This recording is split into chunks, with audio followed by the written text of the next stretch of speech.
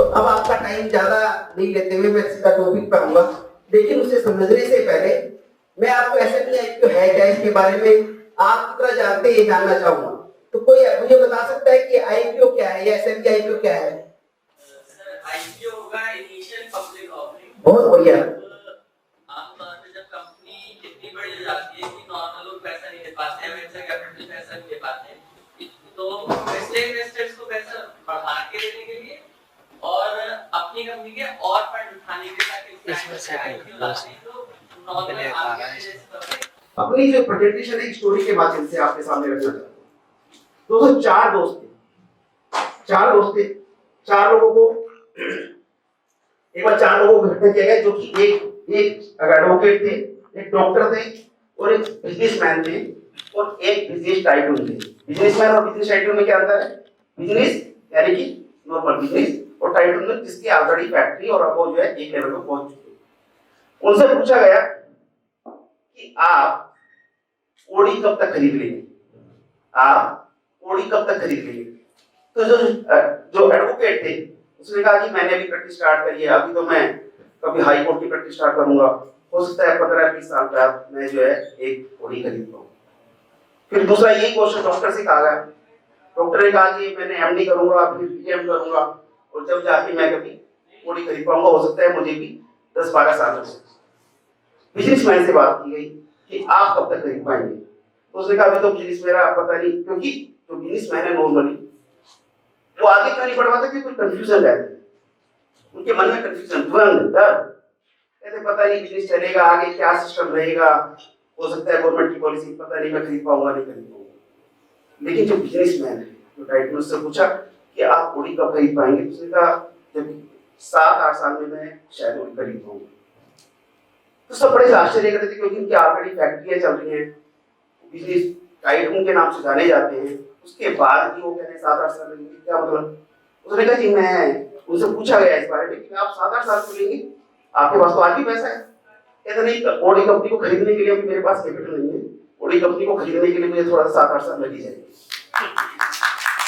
तो दोस्तों कंजूसी ना करें, जहाँ पे अच्छा लगा खूब तालियां बजाएं, कोई मजा आएगा। जैसे हर्षित ने बताया कि वर्कशॉप है और वर्कशॉप में इंटरेक्शन होना जरूरी है, और जो चीज आपको अच्छी लगे उस पर तालियां बजाएं तो मुझे भी अच्छा लगेगा और अच्छा मैं डिलीवर कर पाऊंगा अपनी बात को।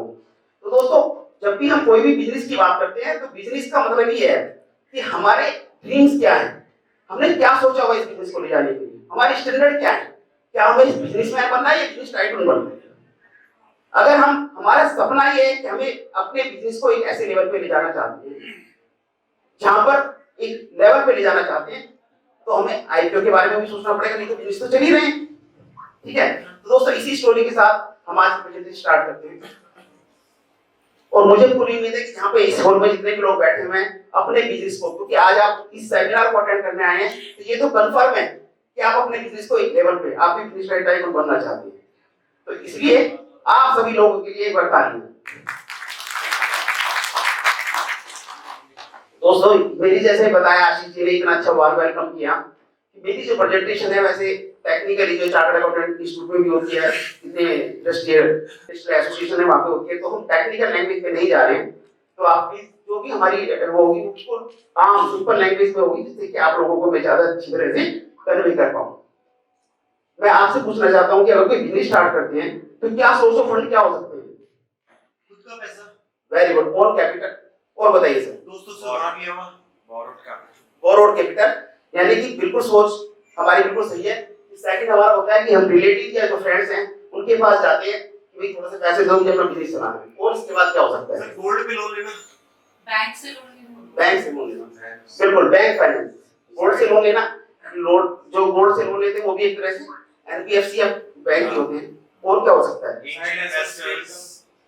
साइड एसेट्स की साइड मतलब जो हमारे और व्यापार। हाँ, और व्यापार नहीं, वो तो मेरी अपनी इनकम है ही, वो तो इनकम तो मैं अर्न कर ही रहा हूँ। मैं कह रहा हूँ अगर मुझे फाइनेंस चाहिए है ना, कोई भी बिजनेस करने को, क्या हो सकता है? Venture capitalist. बिल्कुल ठीक बात है। एंजल यानी कि मैं पार्टिसिपेट कर सकता हूँ, मैं पार्टनरशिप में जा सकता हूँ, किसी पार्टनर बना सकता हूँ। बिल्कुल ठीक बात है। और क्या हो सकता है? Issue of share capital, issue of debentures. Very good, issue of debenture. अब डिबेंचर का नाम मुझे पूरी उम्मीद है सब लोगों ने सुन ही रखा होगा। डिबेंचर भी एक तरह का लोन ही है, बस जो ये लोन है जिसके हमने कहा कि लोन फ्रॉम रिलेटिव, ये लोन फ्रॉम रिलेटिव कौन है? जो हमारे लोन होते हैं। क्योंकि डिबेंचर कौन है? जनरल जनार्दन, जनता जनार्दन से जो हम लेते हैं गवर्नमेंट के रूल एंड रेगुलेशन के हिसाब से, उसे डिबेंचर कहते हैं। डिबेंचर और क्या हो सकता है?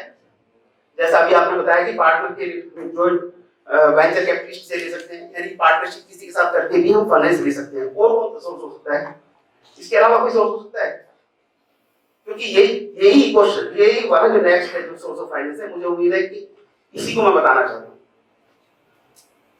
और मुझे ये भी आईपीओ ठीक है, लेकिन एक जो आईपीओ को तो मैं आ ही रहा हूँ क्योंकि वो तो पता ही है, लेकिन मुझे इस बात का भी बड़ा सरप्राइज रहता है कि ये वाला नेक्स्ट जो सोर्स ऑफ फाइनेंस है इसके बारे में बहुत कम लोग जानते हैं, जबकि पैसा जो है उसमें भी बहुत ज्यादा पड़ा हुआ है। वो क्या हो सकता है? सोचो दोस्तों, वो है गवर्नमेंट असिस्टेंस। आज तक आपने देखा होगा कि जब भी बिजनेस की कोई बात आती है तो हम ये सोचते हैं कि जो गवर्नमेंट की सब्सिडी है, गवर्नमेंट की असिस्टेंस है, वो हमें मिल ही नहीं सकती, क्योंकि हम अपने बिजनेस को वहां तक सोच ही नहीं पाते कि हम गवर्नमेंट के साथ अप्लाई करें। जबकि हर एक स्टेट गवर्नमेंट, हर एक मतलब बहुत सारे सेंट्रल जो गवर्नमेंट्स हैं वो इतनी आपको सब्सिडी देते हैं, लेकिन हमें नॉलेज ना होने की वजह से हम अपने बिजनेस को आगे नहीं बढ़ा पाते, उनका अप्लाई नहीं कर पाते।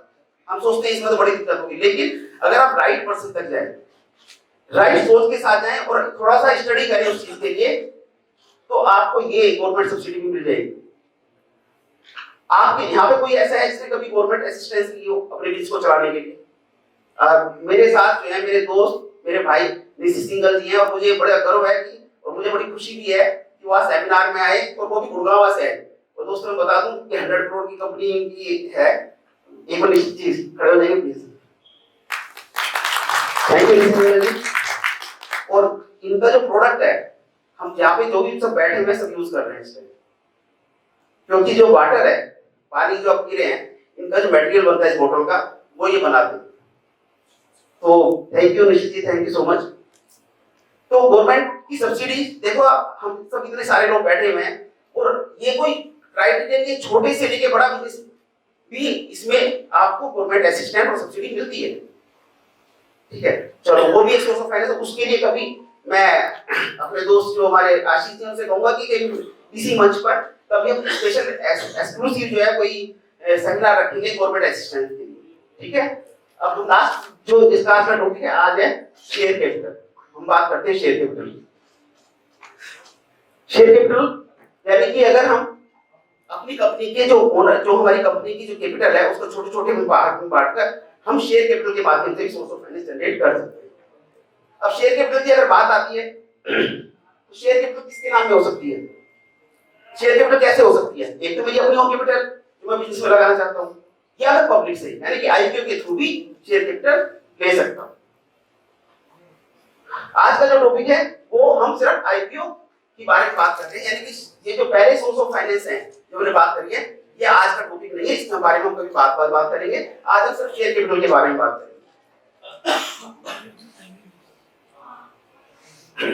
दोस्तों, जब भी कोई ऑर्गेनाइजेशन चल, कोई भी हम एक्टिविटी करते हैं तो किस तरह से करते हैं? दो तरह से कर सकते हैं।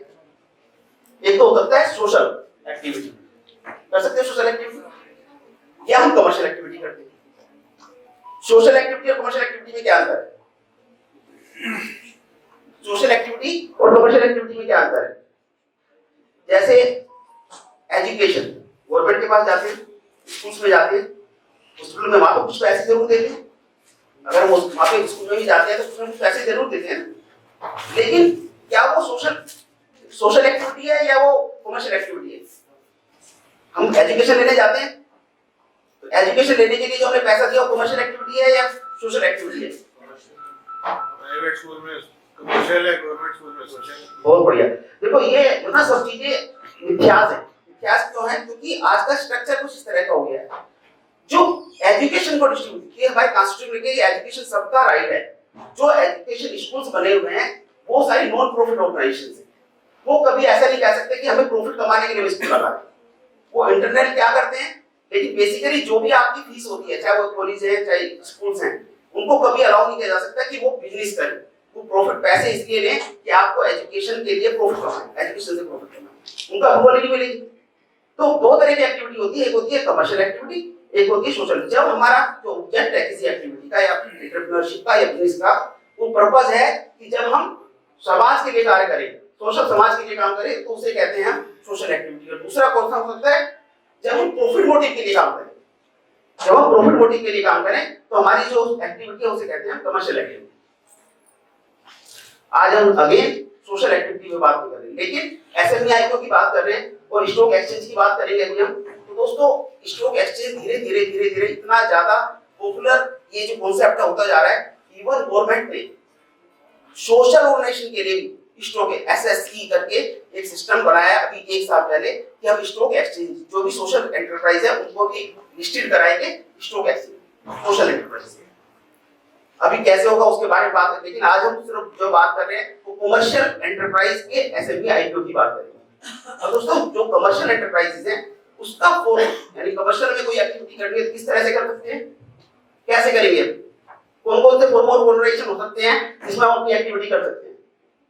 अगर हमें कोई बिजनेस करना है तो कैसे करेंगे, सबसे पहले हमें क्या करना पड़ेगा, हमें एक, जैसे हमने कैपिटल में देखा था कि हम सोर्स ऑफ फंड हमारे कैसे होने चाहिए, सबसे पहले हमें डिसाइड करना पड़ेगा कि हमें इस बिजनेस को करना कैसे है, यानी कि हमें इस बिजनेस को प्रोप्राइटरशिप में करना है कैपिटल पे डिपेंड करते हुए, या कैसे और कैसे कर सकते हैं, पार्टनरशिप, वेरी गुड, और प्राइवेट लिमिटेड कंपनी और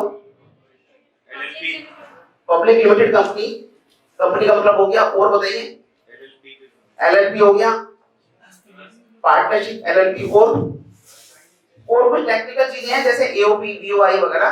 तो ये सोर्स ऑफ फाइनेंस, ये हमारे कमर्शियल एंटरप्राइज के सोर्स को कॉन्स्टिट्यूशन हो सकता है, प्रोप्राइटरशिप हो सकती है, एचयूएफ के रूप में कर सकते हैं, पार्टनरशिप के रूप में कर सकते हैं, कंपनी के रूप में कर सकते हैं, एलएलपी के रूप में कर सकते हैं, जॉइंट वेंचर या एओपी, बीओआई, ये टेक्निकल टर्म्स हैं। जब दो या दो से ज्यादा लोग मिलकर कोई ऑर्गेनाइजेशन करते हैं तो एओपी भी कहते हैं, उसे पार्टनरशिप भी कह सकते हैं। लेकिन अगर वैसे क्या इनमें से कौन सा फॉर्म ऑफ ऑर्गेनाइजेशन है जो पब्लिक ऑफर में जा सकता है, सिर्फ कंपनी। गवर्नमेंट ने किसी और फॉर्म ऑफ ऑर्गेनाइजेशन को अलाउ नहीं किया कि वो पब्लिक से पैसा मांग के अपने बिजनेस पे लगा सके, समझे, सिर्फ प्रोप्राइटरी है मेरी। मैं जनता से ये नहीं कह सकता कि प्रोप्राइटरशिप का मतलब क्या है, ओनर एक है, और आईपीओ का मतलब है जब मैं अपनी पब्लिक को इनवाइट कर लूं कि आप मेरे बिजनेस में ओनर बने, तो क्या मतलब हुआ कि अगर मेरा बिजनेस पार्टनरशिप में है, पार्टनरशिप या प्रोप्राइटरशिप में या किसी और ऑर्गेनाइजेशन में और फॉर्म ऑफ ऑर्गेनाइजेशन में, तो मैं आईपीओ के लिए नहीं जा सकता। आईपीओ के जाने के लिए मुझे कंपनी ही फॉर्म करनी पड़ेगी, ठीक है। सोशल एंटरप्राइज की बात हम आज कर नहीं रहे हैं, बाद में बात करेंगे स्टॉक एक्सचेंज। अब हम बात करते हैं कि कंपनी के बारे में। कंपनी वैसे तो बहुत सारी टेक्निकल शब्द समझे तो कंपनी बहुत तरह की होती है, लेकिन अभी हम सिर्फ 2 तरह की कंपनी जो प्रैक्टिस में देखी जाती है, प्रैक्टिकली देखी जाती है, वो 2 तरह की कंपनी है, प्राइवेट लिमिटेड कंपनी और पब्लिक लिमिटेड कंपनी। देखिए कंपनी जो है 2 तरह की होती है, एक होती है प्राइवेट लिमिटेड कंपनी और एक पब्लिक लिमिटेड कंपनी। जो प्राइवेट लिमिटेड कंपनी है वो बहुत छोटे से लोगों का समूह होता है, मिनिमम 2 लोग मिलकर, जैसे पार्टनरशिप होती है ऐसे ही 2 लोग मिलकर कोई भी प्राइवेट लिमिटेड कंपनी बना सकते हैं, उसमें काम। लेकिन प्राइवेट लिमिटेड कंपनी अगेन ना तो पब्लिक से डिबेंचर इशू कर सकती है पब्लिक को, ना ही वो आईपीओ में जा सकती है, आईपीओ का मतलब जनरल पब्लिक को, क्योंकि इसमें नंबर ऑफ शेयर होल्डर की भी लिमिट है, उसके रूल एंड रेगुलेशन भी इस तरह से है कि वो जनरल पब्लिक में नहीं जा सकती। तो इसलिए प्राइवेट लिमिटेड कंपनी जो है वो अलाउड नहीं है पब्लिक ऑफर के लिए। तो कौन सी कंपनी होनी चाहिए आपकी, public limited company. Public limited कंपनियों की 2 तरह की हो सकती है। आप ये पब्लिक लिमिटेड कंपनी बनाने के बाद सोच सकते हैं मुझे अभी पब्लिक ऑफर में नहीं जाना, मुझे अपनी कंपनी को अभी लिस्ट नहीं कराना, तो उसे कहते हैं हम अनलिस्टेड कंपनी। और यदि हम ये चाहते हैं कि हमारी कंपनी लिस्ट हो जाए स्टॉक एक्सचेंज में, उसे कहते हैं लिस्टेड कंपनी। तो हम आज जो बात कर रहे हैं एसएमई आईपीओ की बात कर रहे हैं, वो कौन से ऑर्गेनाइजेशन होगी, पब्लिक लिस्टेड कंपनी में। ये लिस्टेड अपनी जो अनलिस्टेड कंपनी है उसके बारे में बात नहीं कर रहे, हम सिर्फ बात कर रहे हैं लिस्टेड कंपनी जो अपने को लिस्ट कराना चाहती है, स्टॉक एक्सचेंज में जाकर पैसा इकट्ठा करना चाहती है। हमने इतनी सारी बात समझी कि कौन कौन से फॉर्म ऑफ ऑर्गेनाइजेशन हो सकते हैं। हमारे मतलब से अगर हम एसएमई की बात कर रहे हैं तो रेडीमेड क्या है, रेडीमेड है पब्लिक लिस्टेड कंपनी, ठीक है, यहाँ तक क्लियर। और दोस्तों क्योंकि ऐसे आईपीओ के आने के लिए कुछ टर्मिनोलॉजी समझाना पड़ती है, तो यहाँ तक की प्रेजेंटेशन थी। अब स्टॉक एक्सचेंज का नाम किसने सुना होगा? सबने लगभग सुना होगा, क्योंकि जब भी हम न्यूज़ देखते हैं और पेपर देखते हैं तो स्टॉक एक्सचेंज की न्यूज़ तो हमें ऑटोमेटिकली मिलती रहती है, और नहीं तो एक दिन तो जरूर मिलती है कि आज इतने लाख करोड़ रुपए इन्वेस्टर का बेकार हुआ। ये बड़ी अच्छी चीज बात है, ठीक है ना। तो हम पहले स्टॉक एक्सचेंज है क्या, हमारे मित्र श्याम सुंदर गोयल जी हैं जो स्टॉक मार्केट और शेयरों के बारे में बहुत अच्छी नॉलेज देते हैं। अब मुझे लग रहा है उनके भी काफी सारे जो फॉलोअर हैं वो यहाँ पे बैठे हुए हैं, क्या बता सकते हैं स्टॉक एक्सचेंज है क्या? ये स्टॉक एक्सचेंज देखिए क्या है कि अगर मुझे कोई चीज सेल और परचेज करनी है, जैसे तुम्हें दुकान पे जाना पड़ेगा कहीं ना कहीं, स्टॉक एक्सचेंज एक ऐसा रिकग्नाइज्ड प्लेटफॉर्म है जहां पर मैं अपनी कंपनी के शेयर को लिस्ट करा दूंगा और वहां पे कंपनी के शेयर की सेल और परचेज होती है जनरल पब्लिक को। देखिए अभी मैंने अपना प्राइवेट लिमिटेड कंपनी की बात करी, प्राइवेट लिमिटेड कंपनी के जो शेयर है वो वहां पे भी शेयर इशू होते हैं कुछ लोगों के, अगर मुझे उसको सेल करना है तो कहां जाना पड़ेगा? मुझे किसी स्टॉक एक्सचेंज की जरूरत नहीं है, मुझे जाना पड़ेगा अपने दोस्तों के पास जिसको मैं बेचना चाह रहा हूँ फिजिकली। लेकिन स्टॉक एक्सचेंज क्या है? स्टॉक एक्सचेंज एक ऑनलाइन प्लेटफॉर्म है जहां पर ये जो कंपनी है ये लिस्टेड हो जाती है, और लिस्टेड होने के बाद मैं अपनी कंपनी के शेयर को सेल परचेज कर सकता हूँ। आपने सुना होगा, मुझे ऐसा लगता है कि यहाँ पे सभी ने कभी ना कभी शेयरों में जरूर सेल परचेज किया होगा, सबके डीमैट अकाउंट होंगे, ये मेरा मानना है। क्योंकि आज मुझे जैसे जब से कोरोना आया है, नंबर जो शेयरों में इन्वेस्ट करने वालों की जो तादाद है वो मल्टी टाइम बढ़ी है। मैं चार्टर्ड अकाउंटेंट को देख रहा हूँ, एक भी फाइल, एक भी रिटर्न ऐसी नहीं जिसने शेयर मार्केट में एक्सपीरियंस ना किया हो। तो स्टॉक एक्सचेंज हमारा क्या है? स्टॉक एक्सचेंज एक प्लेटफॉर्म है जहां पर हम शेयरों की ट्रेडिंग करते हैं। स्टॉक एक्सचेंज इंडिया में वैसे तो काफी सारे स्टॉक एक्सचेंज है, लेकिन स्टॉक एक्सचेंज दो है बेसिकली, एक बीएससी है बॉम्बे स्टॉक एक्सचेंज, एक एनएससी है। आपने बीएससी और एनएससी के बारे में सुना होगा। तो बीएससी और पहले क्या होता था, एक मिनट की वीडियो हम देखेंगे कि सॉरी लेट हो गया। क्या हुआ? कुछ नहीं यार, बस वही मेरा एक्सपेंशन प्लान, फंडिंग का चक्कर इतना फ्रस्ट्रेटिंग है, दीवार से सर पटकने को मन कर रहा है। ना सर मत पीटो, बल तो ब्रिज क्रॉस करो। ब्रिज, हाँ ये देख,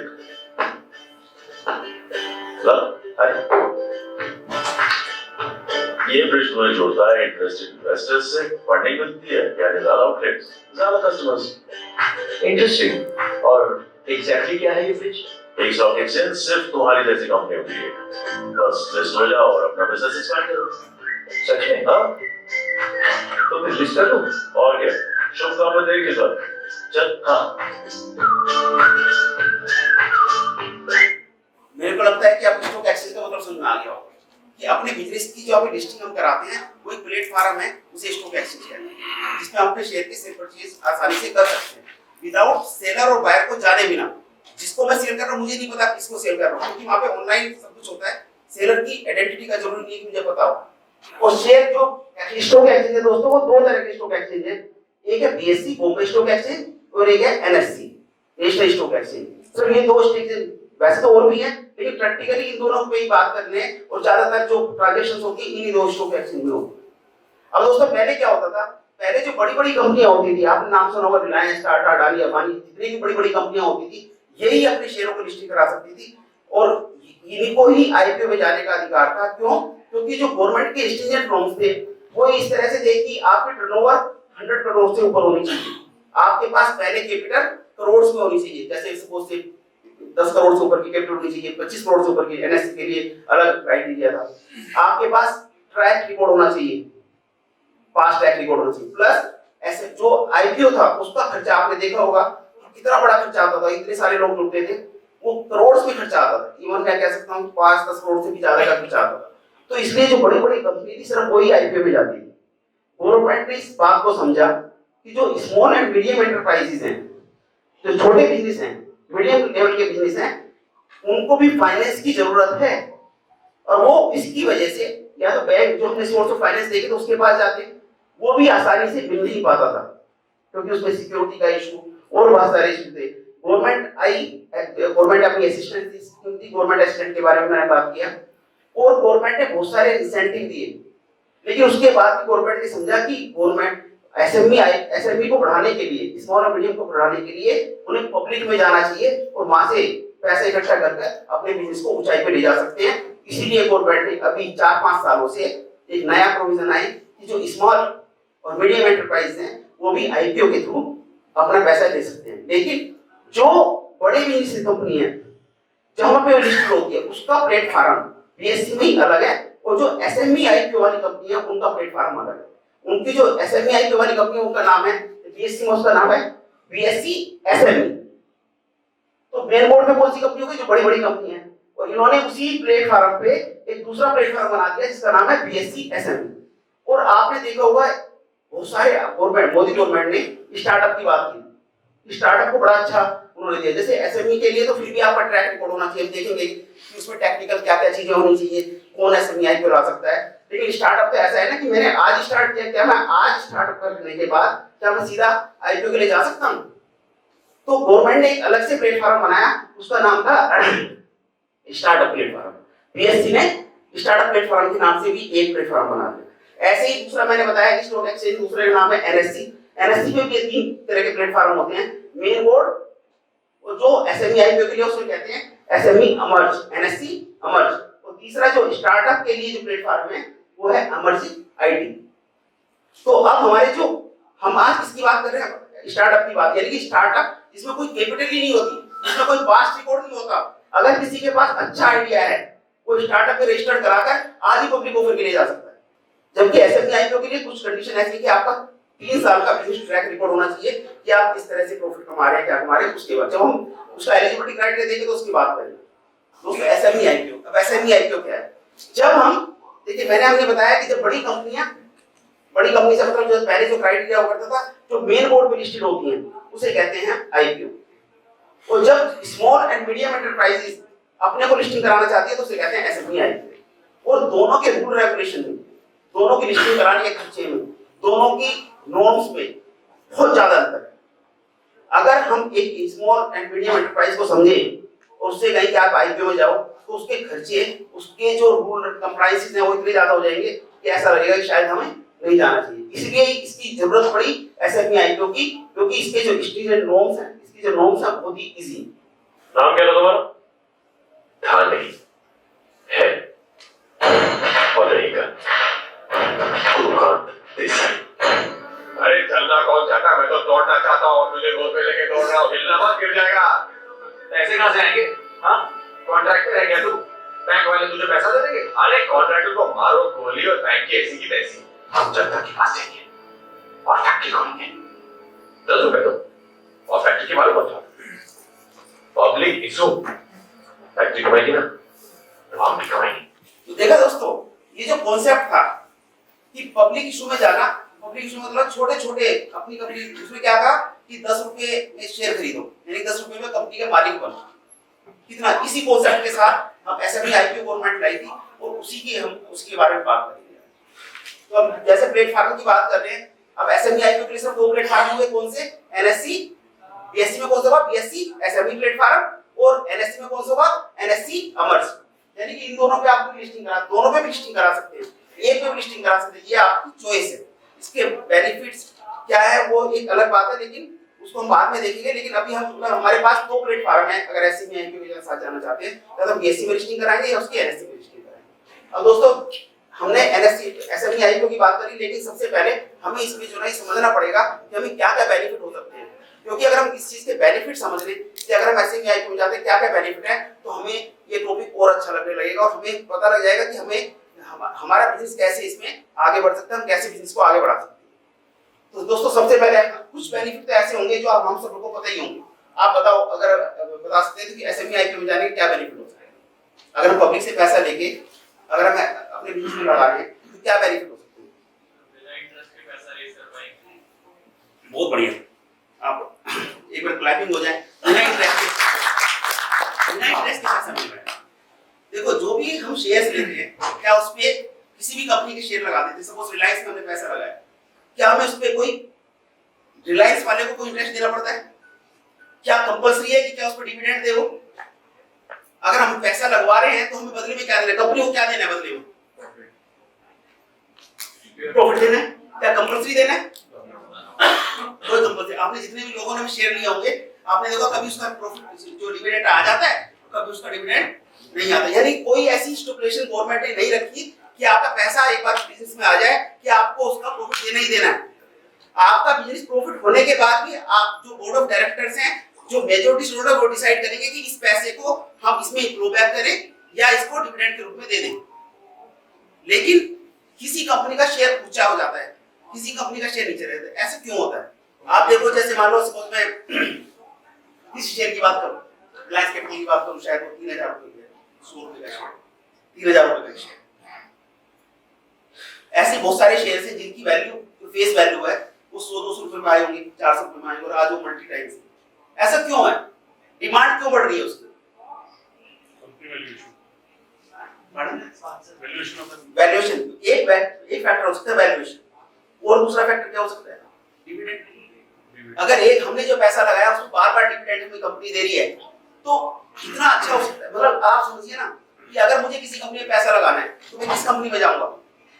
जो मुझे रेगुलर डिविडेंड दे रही होगी, जिसकी शेयर की वैल्यू बार-बार बढ़ रही होगी, है ना?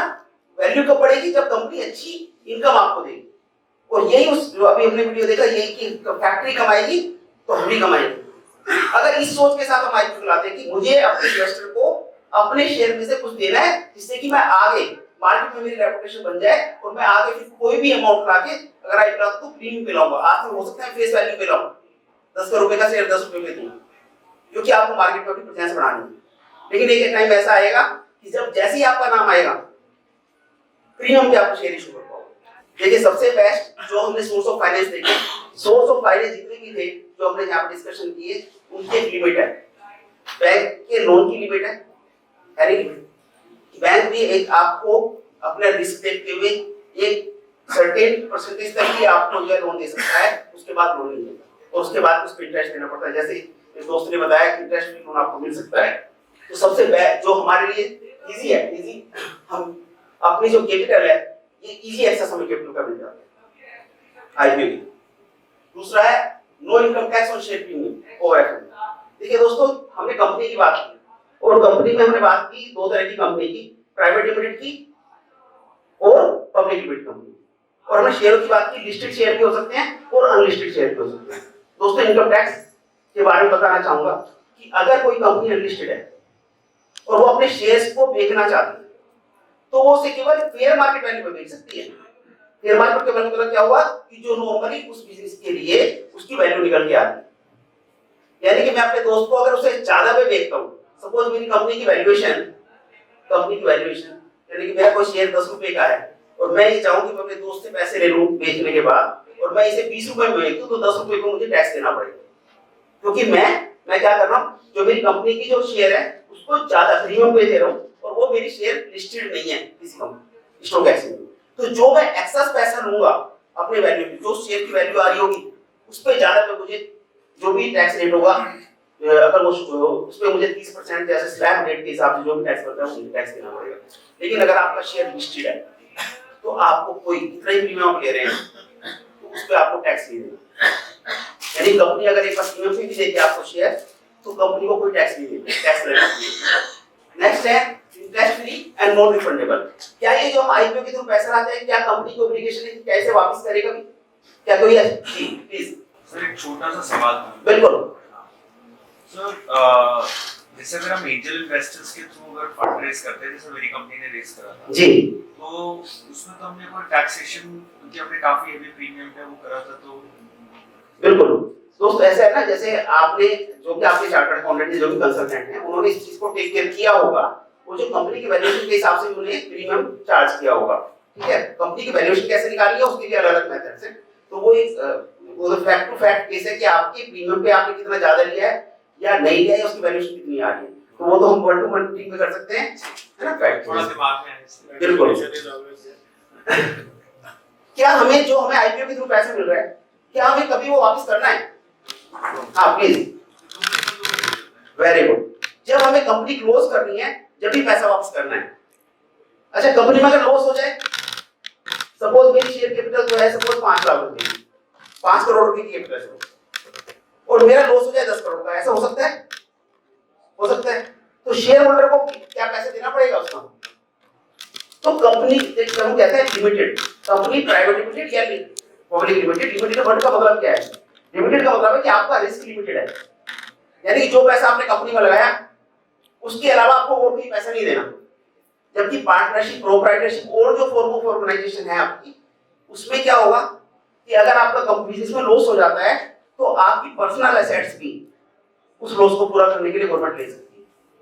मैं प्रोप्राइटरशिप में कोई बिजनेस चला रहा हूँ, अनफॉर्चुनेटली मेरा बिजनेस लॉस में चला गया, तो क्या होगा कि जो मेरी पर्सनल एसेट्स है मुझे उसको फिर रियलाइज करके उस लॉस को पूरा करना पड़ेगा, जो मेरे देनदार हैं उनको देना पड़ेगा। लेकिन कंपनी के केस में ऐसा कुछ नहीं है। आपने देखा होगा एनसीएलटी का नाम आपने सुना होगा करीब बंदे ने, नेशनल कंपनी लॉ ट्रिब्यूनल। क्या है वो?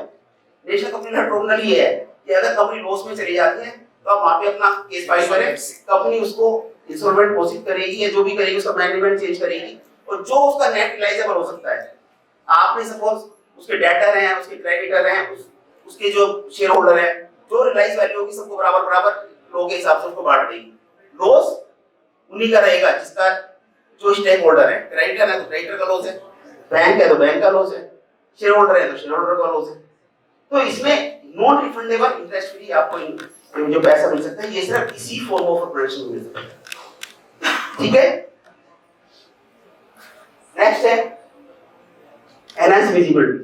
दोस्तों अगर मैं 2014 की बात करूं और कंपनी का डाटा, आप कभी बीएससी एसएमई के प्लेटफॉर्म पे जाइएगा तो आप देखेंगे कि जो कंपनी आईपीओ में आई आज तक करीब लगभग 500 कंपनी 4-5 सालों में, 2 सालों में अगर कोविड का भी निकाल दें तो 500 कंपनी करीब जो है लिस्टेड हो चुकी है। और जो भी लिस्टेड हुई है उनकी ग्रोथ आप देखेंगे उसमें से 30% कंपनी ऐसी हैं वो मेन बोर्ड पे चलेगी। 30%। Can you imagine? उन्होंने स्टार्ट कहां से किया?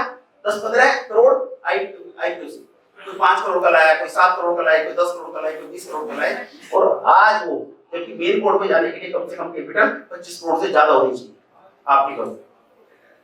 तो within 2 years, within 1 year, 2 year, 3 years बहुत सारी कंपनियों की इतनी एनहांसमेंट हुई उनकी वैल्यूएशन में, उनके बिजनेस में, कि वो मेन बोर्ड पे जाना पड़ा।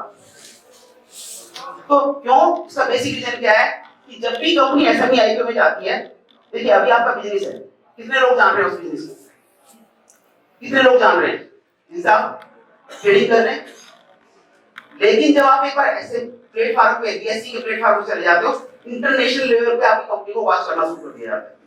आपके शेयर प्राइस ऊपर जा रहा है, नीचे जा रहा है, कितनी सारी रिपोर्ट आपको स्टॉक एक्सचेंज के साथ सबमिट करनी पड़ती है, वो आपकी विजिबिलिटी इतनी बढ़ जाएगी कि इंटरनेशनल लेवल पे भी आपको सब वॉच कर रहे हैं। अमेरिका में कोई आदमी बैठा हुआ है, आपके शेयर, प्रैक्टिकली मैं बता रहा हूँ, हमने देखा है कि ऐसी कंपनी थी जो सिर्फ बहुत छोटा सा आईपीओ लाई, और आईपीओ लाने के बाद 2-3 साल में उनके पास उनकी जो सेल है, टर्नओवर है, वो मल्टीप्लाई बढ़ गई। रीजन क्या था कि उन्हें सप्लायर, जो उनके कस्टमर थे, उनके जो कस्टमर थे इंटरनेशनल कस्टमर को लेस हो गए, उनका कोलैबोरेशन शुरू हो गया। तो विजिबिलिटी का बिजनेस जो है विजिबिलिटी से ही बढ़ता है। आज अगर मैं बात करूं अमिताभ बच्चन इतने फेमस क्यों हैं, मोदी साहब इतने फेमस क्यों? क्योंकि उनकी विजिबिलिटी है, हर एक आदमी उन्हें जानता है। बिजनेस सारा का सारा जो बिजनेस है ना, वो खेल सारा का सारा विजिबिलिटी का ही है। अगर हमारे पास जिस आदमी की विजिबिलिटी होगी, जितने बिजनेस का विजिबिलिटी होगी, उसमें ग्रोथ नहीं ज्यादा होगी।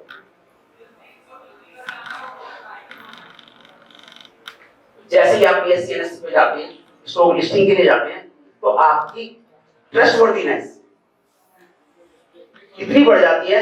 आप बताओ, अगर मेरे को कोई ट्रांजैक्शंस करनी है तो मैं एक प्रोप्राइटरशिप फर्म, पार्टनरशिप फर्म या लिस्टेड कंपनी से करूंगा तो ज्यादा अच्छा लगेगा मुझे। मेरा ट्रस्ट लेवल किस पे ज्यादा होगा? लिस्टेड कंपनी पे होगा या लिस्टेड कंपनी पे होगा? लिस्टेड कंपनी पे होगा। क्यों होगा? क्योंकि एक तो गवर्नमेंट कंप्लायंस बहुत सारी है उसमें। जब मैं गवर्नमेंट के रडार पे आ जाता हूं तो मैं फ्रॉड करके नहीं भाग सकता। यानी कि मेरे को जो है अपना जो कंप्लायंस लेवल है उसको बढ़ाना पड़ेगा, मेरे को जो सिस्टम है बनाना पड़ेगा। तो लोगों का जो ट्रस्ट लेवल है, चाहे वो इंटरनेशनल लेवल के लोग हैं, चाहे वो डोमेस्टिक हैं, चाहे वो इंटरनल हैं, उनका एम्प्लॉई हैं। आज मैं कोई जॉब करना चाहता हूं, मैं कहां जाना चाहूंगा?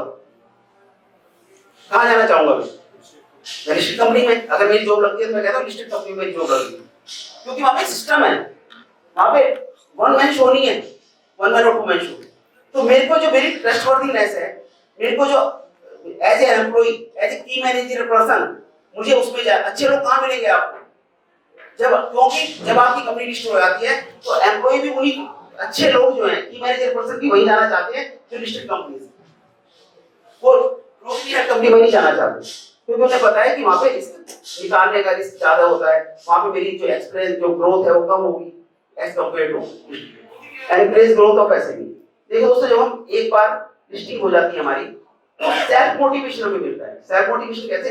क्योंकि जब हम अपना बिजनेस चला रहा हूं, आज मैं किसी के लिए क्वेश्चनेबल नहीं, मैं अकाउंटेबल नहीं। अकाउंटेबल सिर्फ उतना ही हूं कि मैं अगर आप मेरा मन नहीं किया तो मैं नहीं चला रहा बिजनेस को।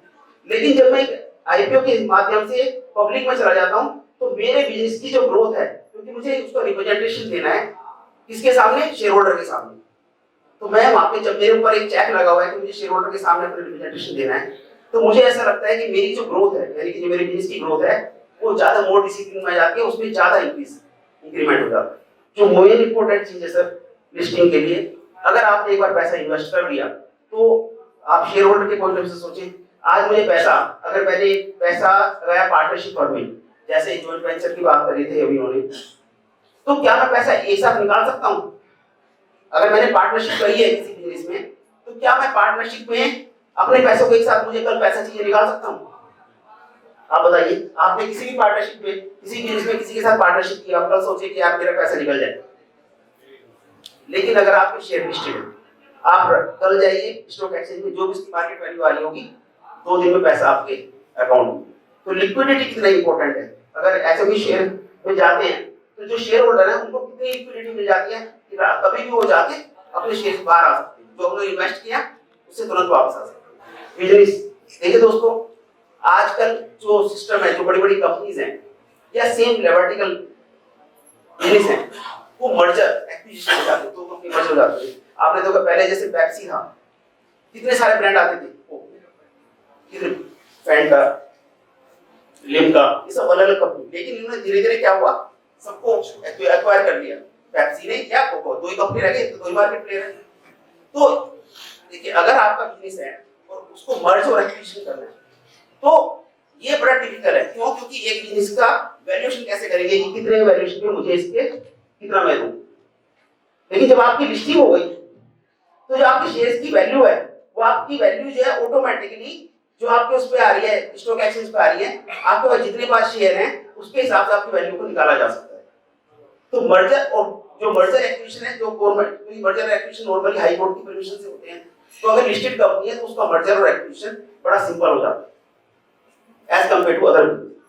वैसे भी गवर्नमेंट मर्जर एक्विजिशन, क्योंकि जब हम मर्जर एक्विजिशन की बात करते हैं तो आपको टैक्स देना पड़ता है, कैपिटल गेन टैक्स, क्योंकि आपके बिजनेस में कुछ ना कुछ एसेट्स आ रहे होंगे।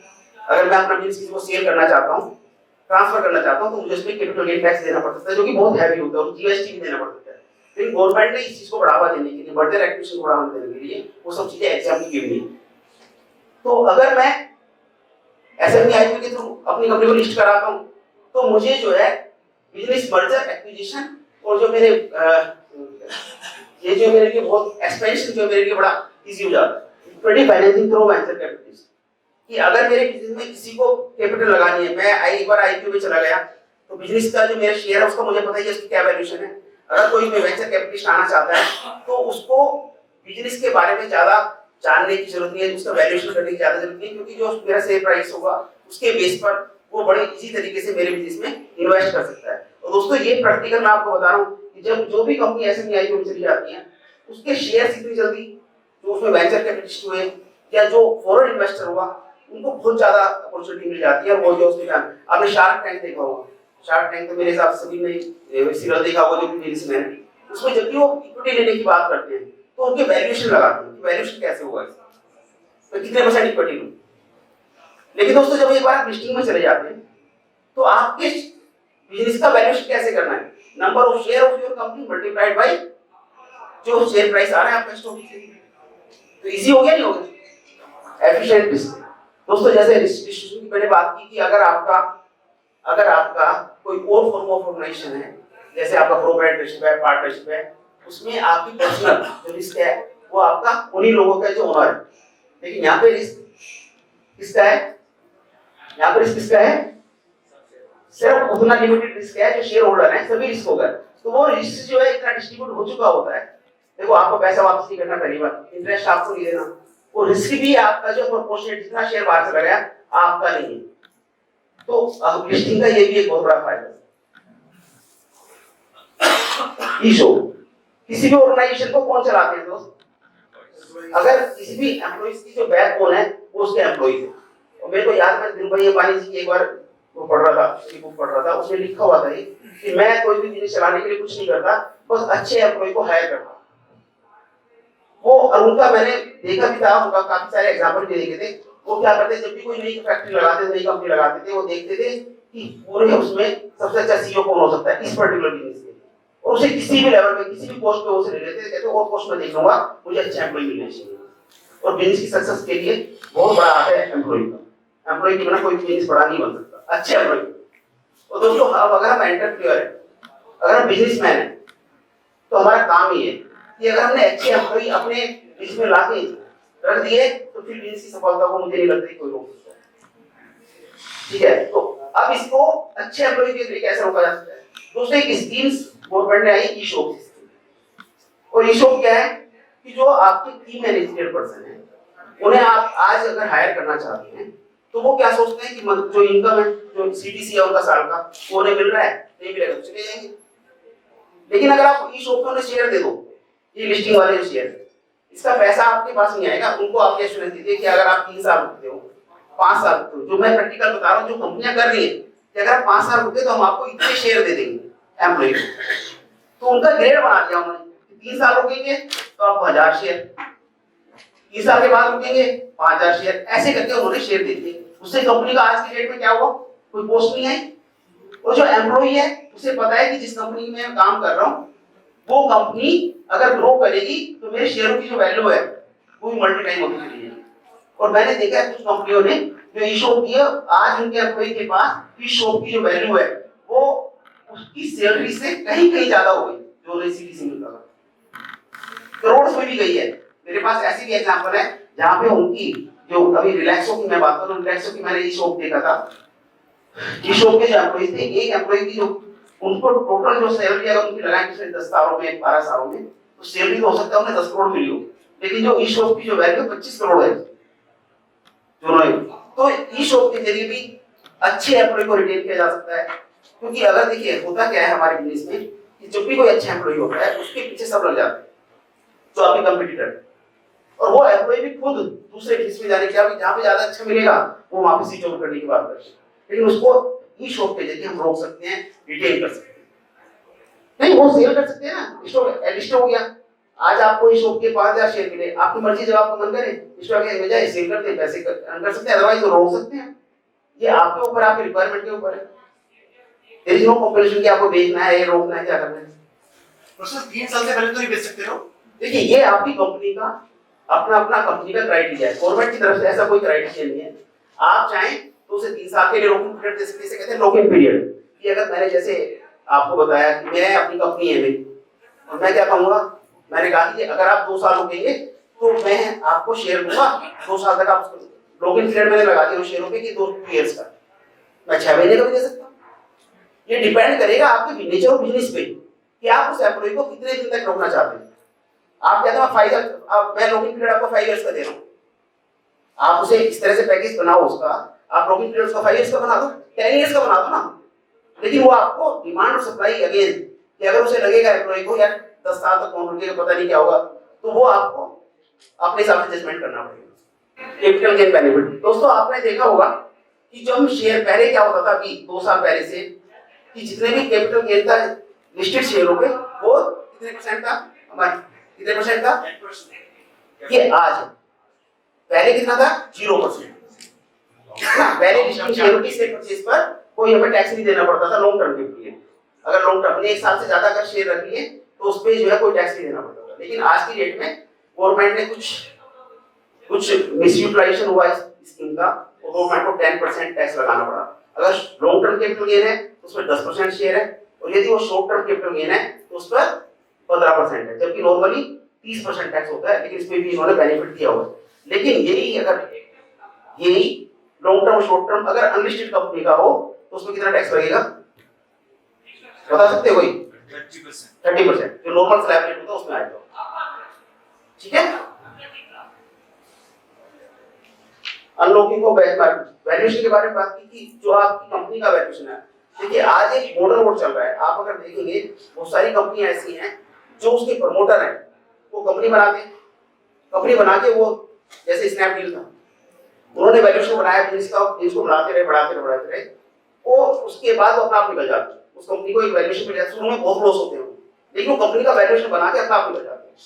विशाल रिटेल लिमिटेड, उसमें हम भी ऑडिट रहे हैं उसके, विशाल रिटेल लिमिटेड के, उन्होंने भी ऐसे किया, पहले 200 अपने शोरूम बना लिए, 200-300 शोरूम बना लिए, फिर जो उसके बाद उन्होंने डाइल्यूट करके अपने को निकाल दिया। तो वैल्यूएशन जब विशाल रिटेल लिमिटेड भी उसमें गई थी, आईपीओ में गई थी, और तो ये एक बड़ा इजी तरीका है कि अपनी पैसे को इन्वेस्ट करो, कंपनी का वैल्यूएशन बढ़ाओ, वैल्यूएशन बढ़ाने के बाद अपना निकल जाए। ठीक है, तो ये जो लिस्टेड एंटिटीज हैं, चाहे वो आईपीओ वाली है, मेन बोर्ड वाली है, चाहे वो एसएमई आईपीओ वाली है, इनके लिए बड़ा इजी है। और दोस्तों मैं बताऊं आपको, जब आप लिस्टिंग में जाते हैं ना, तो आपको ये अपॉर्चुनिटी है। आज आप, अच्छा आपके पास कोई आया है कभी, आपने जो बिजनेस चला रहे हैं, मैं आपको बिजनेस को टेक ओवर करना चाहता हूँ, लेना चाहता हूँ, क्यों? क्योंकि हम उस बारे में वही पहले वाली स्टोरी कि मैं ओडी कार खरीदनी है या ओडी कंपनी खरीदनी है, तो जब तक हमारी सोच जो है उस तरह से नहीं होगी, आपको ऐसी अपॉर्चुनिटी एक बार लिस्टिंग में चले जाए तो आप मार्केट प्लेयर बन जाते हैं। आपको जो माइंड है ना आपका, वो इस लेवल पे काम करना शुरू कर देता है कि जितनी भी ये टर्मिनोलॉजी मैं बता रहा हूँ आपको, ये डिस्कशन के पॉइंट हो जाते हैं। अभी आपका डिस्कशन का जो नॉर्मल बिजनेसमैन का डिस्कशन का पॉइंट कैसे होता है कि कैसे सेल बढ़ाएं, कैसे मेरी जो कॉस्ट कटिंग हो सकती है परचेज की। तो जब हम एक लेवल पे पहुंच जाते हैं, लिस्टिंग में चले जाते हैं, फिर हमारी डिस्कशन टाइम पे होती है, यार मेरे जो कंपटीटर है उसका शेयर प्राइस तो जो है 300 रुपए पे है, मेरा 250 रुपए क्यों है? वो एक्विजिशन करके चला गया, यार वो तो उसके साथ मर्ज कर रहा है, उसके साथ फॉरेन इन्वेस्टर आ गया, कोई भी आ गए, मेरे साथ क्यों नहीं है? तो लेवल ही उसका अलग हो जाता है। फॉरेन कोलैबोरेशन की बात मैंने आपसे की कि जब आपकी विजिबिलिटी बढ़ेगी, आपका लिस्टिंग हो जाती है, तो आपको अपॉर्चुनिटी, आपको फॉरेन कोलैबोरेशन की मिल जाती है। आपके बिजनेस में बहुत सारे लोग पैसा लगाना चाहते हैं। आज आपके बिजनेस क्योंकि विजिबिलिटी नहीं है, लोगों को पता ही नहीं आपके बारे में, आपकी जो बैलेंस शीट है, आपकी कैपिटल है, उसके बारे में आपको क्या पता कि आप क्या अर्न कर रहे हो? क्यों? क्योंकि ये माना जाता है, सपोज एक प्राइवेट लिमिटेड कंपनी है, तो मुझे ऐसा लगता है कि मैं एज ए इन्वेस्टर, क्या पता नहीं इसने बैलेंस शीट इंक्लूड करके दिखा दी हुई हो सकता है ना, मैं अपने बिजनेस में कोई प्रॉफिट दिखाना चाहता हूँ, दिखा सकता हूँ, टैक्स तो देना है।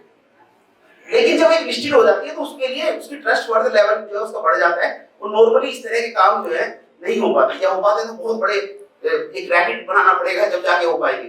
तो कोई भी फॉरेन कोलैबोरेटर है, फॉरेन इन्वेस्टर है, वो आपके बिजनेस में तुरंत इन्वेस्ट करने के लिए तैयार हो जाता है। गवर्नमेंट असिस्टेंस, देखिए दोस्तों, ये जो एसएमई आईपीओ था, ये गवर्नमेंट की स्कीम थी, क्योंकि एसएमई के लिए थी। तो इन्होंने क्या किया, गडकरी जी ने आपने सुना होगा जब कोविड से पहले की 50,000 करोड़ रुपए इन्होंने एक बजट रखा कि जितने भी एसएमई आईपीओ हैं उसमें हम लगभग 15% एक एसएमई, उन्होंने लिमिट दे दी कि एसएमई आईपीओ का जो साइज है उसका 15% गवर्नमेंट उसमें इन्वेस्ट कर सकती है। कुछ एसएमईस जो MSME small and medium enterprises हैं, अगर वो एसएमई आईपीओ में आते हैं तो उनके लिए गवर्नमेंट ने एक अलग से बजट में फंड रख दिया कि उसके लिए, यानी कि आपका अब आपको दिक्कत हो रही होगी, ये सोचने की बात है कि भाई मेरे पैसे मेरे बिजनेस में इन्वेस्ट कौन करेगा, ये आ रही होगी, मैं आईपीओ में तो चला जाऊं पर आएगा कौन?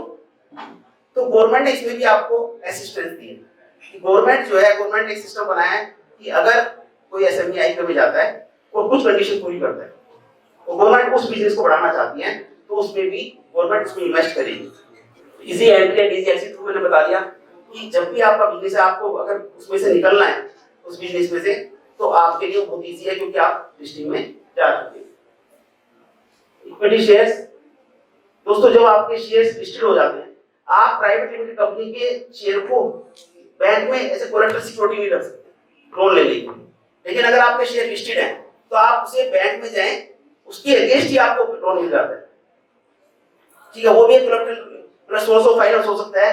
देखिए मैं कंपनी चला रहा हूँ, मेरे पास, मैंने लिस्टिंग में चला गया, लिस्टिंग में जाने के बाद शेयर मेरे पास ही, मेरी कंपनी से मेरे पास ही, तो मैं अगर अपना पर्सनल लोन लेना चाहता हूँ तो मैं इन शेयरों को बैंक के पास एज ए कोलेटरल सिक्योरिटी रख सकता हूँ।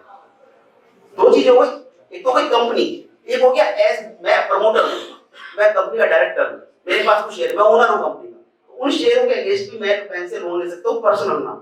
कंपनी तो ले ही सकती है, कंपनी का तो अलग सिस्टम है, लेकिन एज ए शेयर होल्डर वो भी मैं अपनी कंपनी से बैंक से लोन ले सकता हूँ। तो एज ए कोलेटरल सिक्योरिटी के रूप में भी मैं उसे यूज कर सकता हूँ। दोस्तों जितने भी मैंने बेनिफिट बनाए, पहले तो आपको ये समझना पड़ेगा हर एक कंपनी पहले कभी ना कभी एसएमई। आज रिलायंस भी 1977 में अगर आप देखेंगे तो वो भी एक एसएमई थी, छोटा सा व्यापार था। और धीरे धीरे गवर्नमेंट ने एक सिस्टम बनाया हुआ है, उन्होंने लिखा है कि अगर आप एक लेवल से ऊपर पहुंच जाते हैं तो हम आपका जो अगर आप एसएमई इक्विटी प्लेटफॉर्म पे रजिस्टर्ड है तो उसको आपको मेन बोर्ड पे जाना पड़ेगा। जो बेनिफिट्स हैं एसएमई आईपीओ की, अब इसमें कोई आपको कंफ्यूजन हो तो बताइए, इसके बारे में कोई क्वेश्चन हो तो बताइए। कैसा लगा आपको एसएमई आईपीओ का बेनिफिट जानने के बारे में? बहुत बढ़िया। दोस्तों लग रहा है कि हम बिजनेस में कहाँ स्टैंड कर रहे हैं और कहाँ तक क्या क्या चीजें बिजनेस में चल रही हैं। क्या आपको लगता है कि आपको कितने आदमियों को लगता है कि आप जो कितने व्यक्तियों को यहाँ पे जो बैठे हैं जो बिजनेस चला रहे हैं लग रहा है कि यहाँ भी एसएमई आईपीओ में जाना चाहिए? दोस्तों मैंने थैंक यू अवधेश जी यहाँ पे हमारे साथ, थैंक यू सो मच। दोस्तों देखिए ऐसा है कि जो गवर्नमेंट की स्कीम्स है ना, जैसे मैंने बताया कि गवर्नमेंट की असिस्टेंट स्कीम की है जो सोर्स ऑफ फाइनेंस मशीनरी की लोन देती है, वो सब्सिडी होती है, लेकिन हमें उसके बारे में पता ही नहीं होता और हम धीरे धीरे निकलते रहते हैं। क्योंकि कौन पता कैसे लगेगा? पढ़ने का पढ़े उसकी साइट पे जाए तो ये चीजें धीरे धीरे निकलती रहती है, पता ही नहीं लग पाता इन चीजों का और उनका टाइम भी निकल जाता है। ये जो स्कीम आई है गवर्नमेंट की एसएमई आई है, इसमें थोड़ा सा गहन वो करें, विचार करें। वो देखिए कि इतना इजी, अभी एक कंपनी है जिसका हम काम कर रहे हैं, वो उनको इस पार्क में बताया गया तो आज उसकी वैल्यूएशन निकल के आई है कि 15 करोड़ का एक ला सकते हैं बिना किसी उसके प्रॉब्लम। तो उनको जब मैंने बताया उनका क्लास का काम है कि आप 15 करोड़ रुपए दो, तो बैंक से चक्कर काट रहे थे, उनकी ऑलरेडी लिमिट थी 10 करोड़ के लिए, वो इतना चक्कर काट रहे थे क्योंकि उनके पास। आज जब उन्हें सुबह मॉर्निंग में मेरी बात हुई कि भाई आपको 15 करोड़ का हमने वैल्यूएशन जो लगाया है, जो स्टॉक एक्सचेंज ने लगाया 15 करोड़ तक का वैल्यूएशन, 15 करोड़ का आईपीओ आप इजीली ला सकते हैं। तो मुझे उनसे बात करके वो मेरे से 15-20 मिनट में बात करते रहे, कह रहे ऐसे कैसे, फिर आज ही आ जाओ, क्योंकि नहीं आज नहीं, आज तो मेरी सेमिनार है, वहां पे आ जाओ, वहां पे बात करेंगे।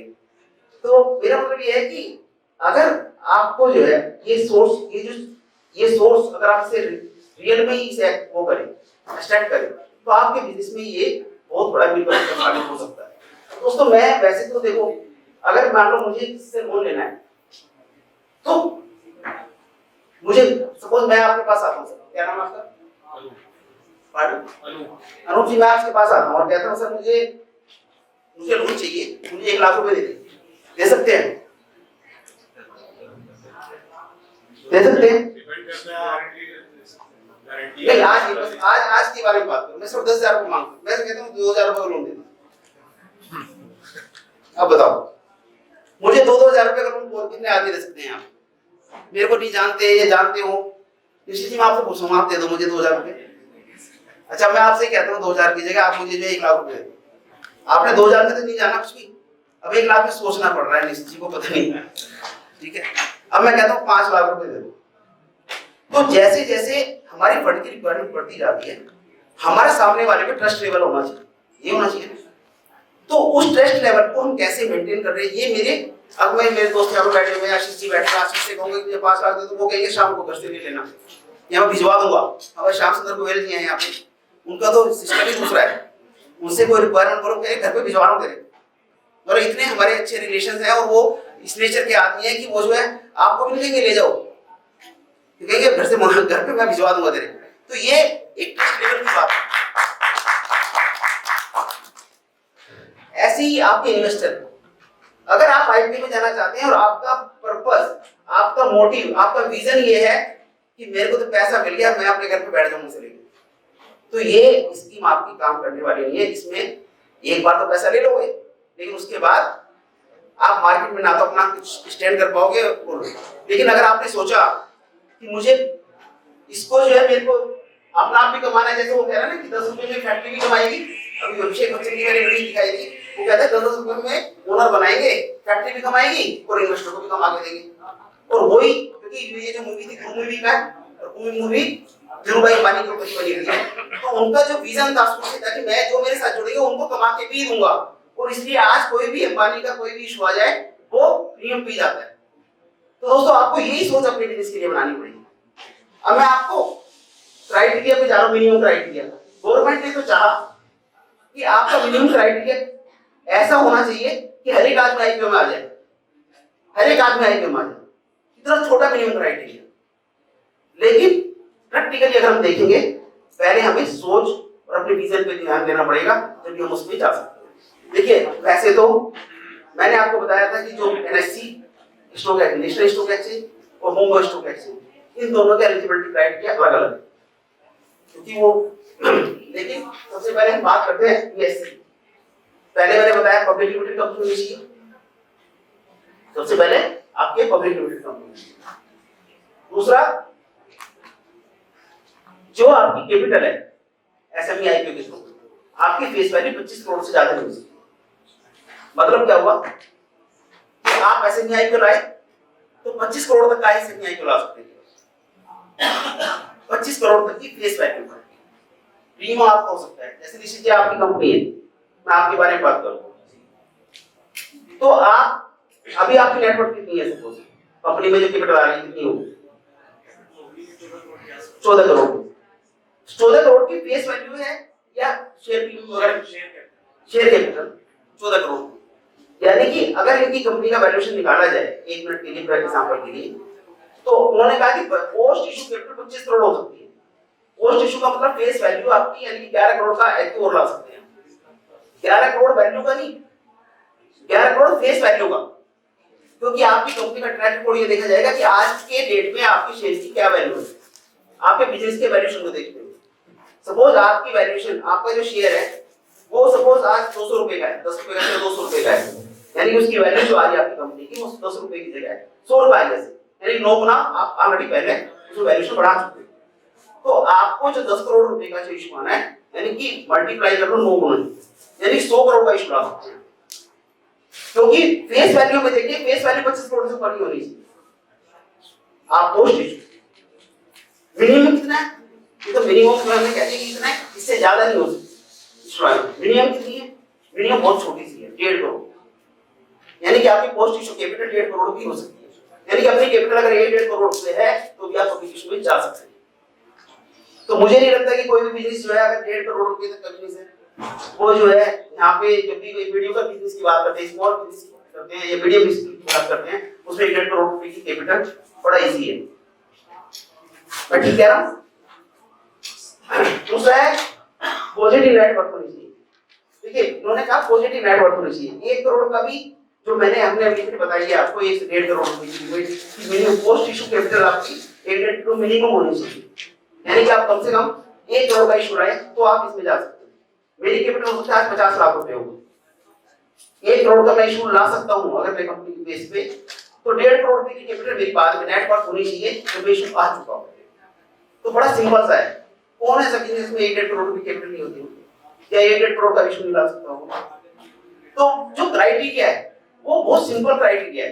पहले ये जो क्राइटेरिया होता था 25 करोड़ से स्टार्ट होता था कि आपकी नेटवर्थ 25 करोड़ की होनी चाहिए, आपकी टर्नओवर 100 करोड़ की होनी चाहिए। तीसरा है टेंजिबल एसेट, जो फाइनेंशियल है। टेंजिबल एसेट्स का मतलब समझिए कि जो आपकी फिक्स्ड एसेट्स हैं वो 1.5 करोड़ तक के होने चाहिए, जब भी आप उसमें जा सकते हैं। एक है ट्रैक रिकॉर्ड। दोस्तों, जैसे मैंने आपको बताया कि वो जो फॉर्म ऑफ ऑर्गेनाइजेशन है, जैसे मान लो प्रोप्राइटरशिप है, अभी आप एक एडवोकेट थे, एक डॉक्टर थे और एक बिजनेसमैन थे, और अब फॉर्म ऑफ ऑर्गेनाइजेशन क्या होना चाहिए, पब्लिक लिस्टेड कंपनी।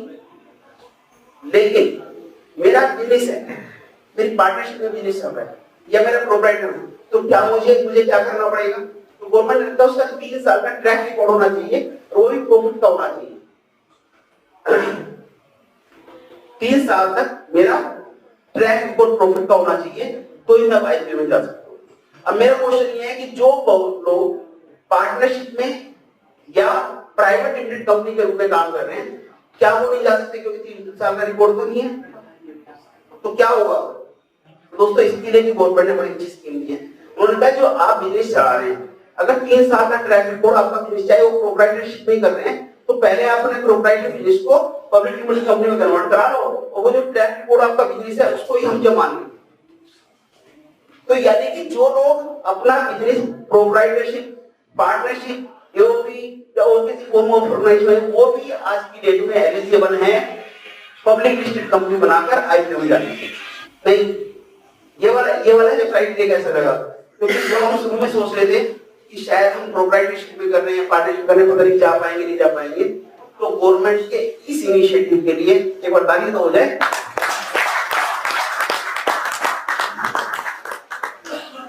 और दोस्तों जैसे मैंने बताया क्राइटेरिया से ज्यादा इंपॉर्टेंट है, क्योंकि जब वो अप्रूवल दे रही। हाँ जी सर बताइए सर। हाँ प्लीज सर, जैसे ट्रैक रिकॉर्ड आपने बोला सोल प्रोप्राइटरशिप फर्म का हो जाए तो भी जी चलता है।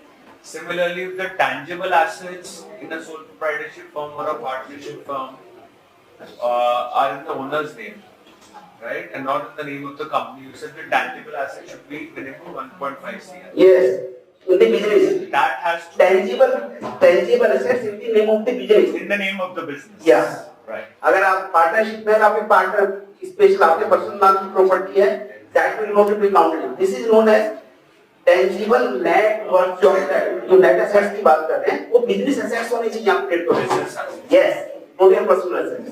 Should be a valuation of that asset or a primary? Note valuation, book value net जो नेट टेंजिबल एसेट्स हैं उनकी जो बुक वैल्यू यानी बुक वैल्यू का मतलब है जिस पे आपने रियल में परचेज किया हुआ होगा। यानी दोस्तों अभी हम क्वेश्चन लेंगे क्योंकि काफी सारे लोगों के क्वेश्चन है, इसके बाद लेंगे। जरा मैं इसको कंप्लीट करूं कि मिनिमम क्राइटेरिया, क्योंकि ये इंपॉर्टेंट इशू है और आपको ये लगना चाहिए कि हम जितने भी स्कूल में बैठे हुए हैं अगर थोड़ा सा विजन बनाएं और इसका समझें तो हम एक टाइम में हम भी इसी कैटेगरी में आ सकते हैं, हम भी इसी कैटेगरी में आकर अपनी कंपनी को लिस्ट करा सकते हैं और एक बिजनेस टाइप बन सकते हैं। नेक्स्ट है और बहुत सारी रिक्वायरमेंट। देखिए यहाँ पे जो जैसे मैंने कहा विजन और मिशन, ये मैंने स्टार्टिंग अपनी एक्टिविटी स्टार्ट की थी कि हमारा विजन अगर हमारा बिजनेस को बढ़ाने का है तो ही हम आईपीओ में जाएं। अगर हमारा विजन ये हो कि हम पैसे लेके आ जाए आईपीओ करें और पैसे आ जाए और छुट्टी, तो मुझे लगता है कि ये क्योंकि और बहुत सारी चीजें हैं जो मैं सारी चीजें यहाँ पे एक्सप्लेन नहीं कर सकता, लेकिन वो आप अपना वन टाइम पे ले सकते हैं। जैसे ना मुर्गी चाहिए या अंडा, है ना, तो ये आपके ऊपर है कि मैं मुर्गी को एक बार काट लूं या अंडे धीरे धीरे अंडे मेरे को चाहिए। तो अगर आपने मुर्गी वाला माइंड सेट रखा कि आज मुर्गी काट लूं तो फिर आपको ये स्कीम गवर्नमेंट की जाए ये आपको ज्यादा बेनिफिट नहीं दे सकती, या आपको जब भी दे सकती है जब आप सोचिए मेरे को मेरा जो विजन है धीरे धीरे अपने बिजनेस को ऊपर ले जाना, मुझे किसी के साथ फ्रॉड नहीं करना, मुझे उनको भी जो मेरे साथ जुड़े हैं उनके लिए भी मेरे दिमाग में रेस्पेक्ट है, उनका पैसा भी जो लगा हुआ है उनको प्रॉपर डिविडेंड मिलता रहे। और छोटी छोटी रिक्वायरमेंट है जैसे आपकी वेबसाइट होनी चाहिए, आपके डिमोनेटाइजेशन अकाउंट, ये सारी छोटी छोटी ये सब जो रिक्वायरमेंट है ये कोई बहुत बड़ी रिक्वायरमेंट नहीं है। एक है कि आपका जो प्रमोटर है, जो कंपनी के प्रमोटर है, पिछले 3 साल में चेंज ना हो, जिन्होंने भी स्टार्ट किया वही होने चाहिए, लेकिन उसकी भी कहीं ना कहीं टेक्निकली अगर चेंज भी हो गए तो उसका भी रेमेडी है। तो दोस्तों आपने देखा कितनी छोटी छोटी चीजें हैं। अभी आप मुझे ऐसा लगता है जो मैंने आपको मिनिमम क्राइटेरिया बताया ऐसा कोई है जो इस ग्रुप में जिस क्राइटेरिया को फुलफिल ना करता हो अगर बिजनेस चला रहा है, मुझे ऐसा लगता है ऐसा कोई नहीं है। लेकिन देखो 2-3 तरह की चीजें हो सकती हैं जो हम यहाँ बैठे हैं। पहले लोग वो हो सकते हैं जिनको लगे क्या ये तो बेकार की चीज, ऐसा हो सकता है नहीं यार हमें आईपीओ जाना ही है, माइंड सेट है कि मेरे को आईपीओ नहीं जाना, मुझे अपने बिजनेस को ऊपर बढ़ाना ही नहीं। ऐसे लोग नहीं, मेरे को बिजनेस में आगे बढ़ना है। हो सकता है आज मैं अब मेरा ट्रैक रिकॉर्ड प्रॉपर नहीं है पर 1-2 सालों में मैं इसको बढ़ा लूंगा। तीसरा नहीं, मैं तो बिल्कुल ऐसे ही बनूंगा। 3 तरह के लोग यहाँ पे हो सकते हैं। ये आपको अपना डिसाइड करना है, आपको डिसीजन अपना आप लेना है कि आप कौन सी कैटेगरी में जाना है।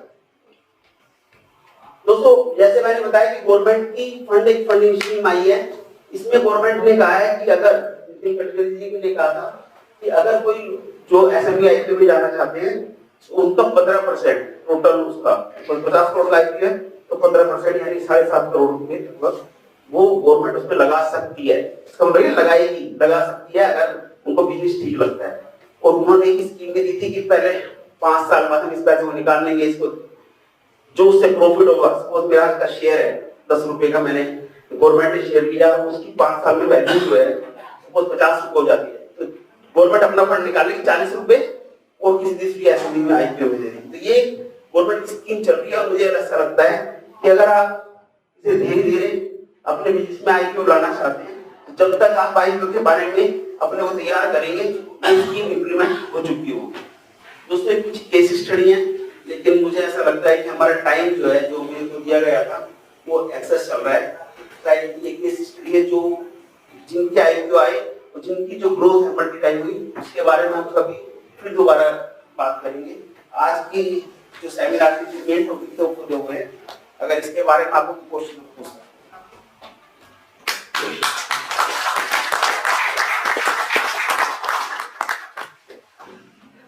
जी प्लीज। सर सवाल नहीं, आपको इनवाइट करना था हमारे सारे के सारे स्टार्टअप्स के लिए। Thank you so much. को वर्किंग स्पेस है और इंक्यूबेशन सेंटर है, जिसके हम बहुत सारे स्टार्टअप्स को हम जो है आगे बढ़ाते हैं। तो सबसे बड़ी सर आज के टाइम में दिक्कत क्या होती है कि जो भी non IIT non IIM background के जो लोग होते हैं ना, उनको एंजल इन्वेस्टर्स कभी भी फंड नहीं करते। मेरी अपनी कंपनी थी 2016 में, मेरे को स्पेसिफिकली आईआईटियंस को लेना पड़ा फंडिंग लेने के लिए जी, ठीक है, which was not a good strategy. तो इसी वजह से हमने अपना इंक्यूबेशन सेंटर उन्हीं के लिए बना रखा और आज एक बहुत अच्छी आपने नॉलेज दी, जिससे हमारे स्टार्टअप सबको बहुत ज्यादा। Thank you so much. आपका शुभ नाम? सनी भरेजा सर। को वर्किंग स्पेसेस और इंक्यूबेशन सेंटर्स है, को स्पेसेस के नाम से। ठीक है सर, आप मेरा कॉन्टैक्ट नंबर ले लीजिएगा। मुझे खुशी होगी कि आपके इंक्यूबेशन सेंटर में अगर मैं, देखिए मेरा मिशन है कि जो स्मॉल एंड मीडियम एंटरप्राइज है उनको ऊपर उठाना। मुझे खुशी होती है जब कोई मेरे से कंसल्ट करता है कि जिनको मैंने कंसल्ट किया वो आज आईपीओ में चले गए, तो मुझे खुशी होती है उसके लिए। उसी मिशन के लिए मैंने सोचा हुआ है कि अगले 5 साल में 1000 कंपनियां मैं एसएमई आईपीओ में लिस्टिंग करा दूंगा। ये मेरा वो है यार, 10 से 15 का सेव तो हम मिलके फिर आपका दे। Thank you so much. और हम आप मेरे टीम से जो है यहाँ पे तरुण जी है, उनसे मेरा कार्ड ले सकते हैं और मुझे कांटेक्ट कर सकते हैं। Thank you so much. और बताइए और किसी का कोई क्वेश्चन हो?